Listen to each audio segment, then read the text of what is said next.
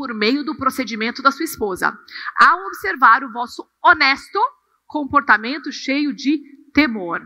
Eu quero que vocês entendam uma coisa muito importante sobre a civilização romana aqui. É importante a gente entender o contexto. Nessa época, a mulher, ela era posse do esposo.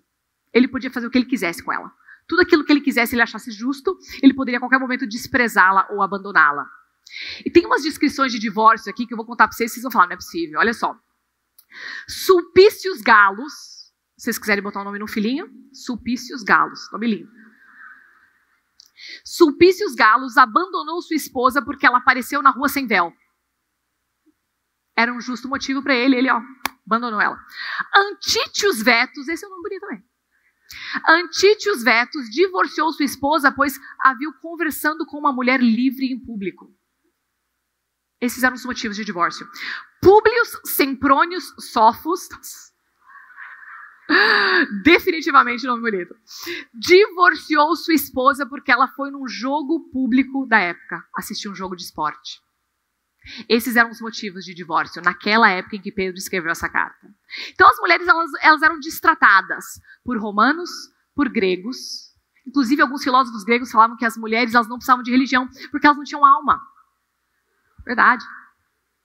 E daí, nesse contexto, inclusive os judeus tratavam mal as suas mulheres. Os judeus, eles, na hora do culto público, do culto, né, na sinagoga, existia uma parte separada para as mulheres, o átrio das mulheres, elas ficavam separadas deles, né, de pé, não podiam ficar junto com eles. Então, isso era o contexto em que Pedro escreveu essa carta. Eles faziam o que eles queriam, e elas nunca podiam abandonar, eles a hora que quisessem. Então Pedro sabe, presta atenção na sensibilidade de Pedro. Ele sabe que elas são a parte mais frágil. Ele quer encorajar elas.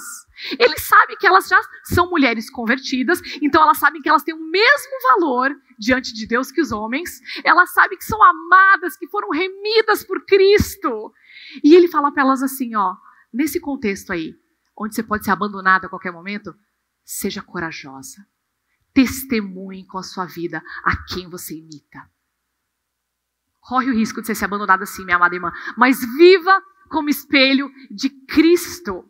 É um encorajamento lindo que Pedro faz para elas.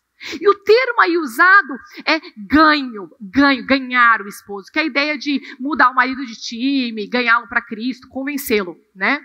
E isso é muito interessante porque ele fala ser ganho sem palavras. Você fala assim, Cláudia, não é possível. Não é possível, a gente já sabe, a gente já ouviu na Bíblia que a fé vem pelo ouvir, não é? Da mensagem do Evangelho. Como assim ser ganho sem palavras? Não faz o menor sentido para mim. Muitas vezes, minhas amadas, queridas irmãs, muitas vezes, uma atitude de temor, de reverência, de honra a Deus, impacta muito mais do que a falação, a repetição de versículos de texto bíblico no ouvido do marido não crente. Isso normalmente leva à ira, à irritação. Ele está falando com mulheres convertidas e maridos não crentes. E Salomão já sabia disso, porque Salomão, em Provérbios 21:9, fala o seguinte, melhor é morar no canto do eirado, ou seja, isolado, do que junto com a mulher rixosa, faladeira, nhenhenhê, na mesma casa. Provérbios 19:13 fala, um gotejar contínuo as contendas da esposa. E Pedro muito sabiamente fala assim, minha amada, não fica no ouvido dele, não fica lá, falação. Que seja a sua vida de ação, que você demonstre o evangelho com o seu proceder.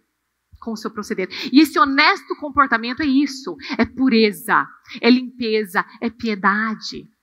O marido, ele vai ver serviço, ele vai ver entrega, ele vai falar assim, da onde que ela tira isso?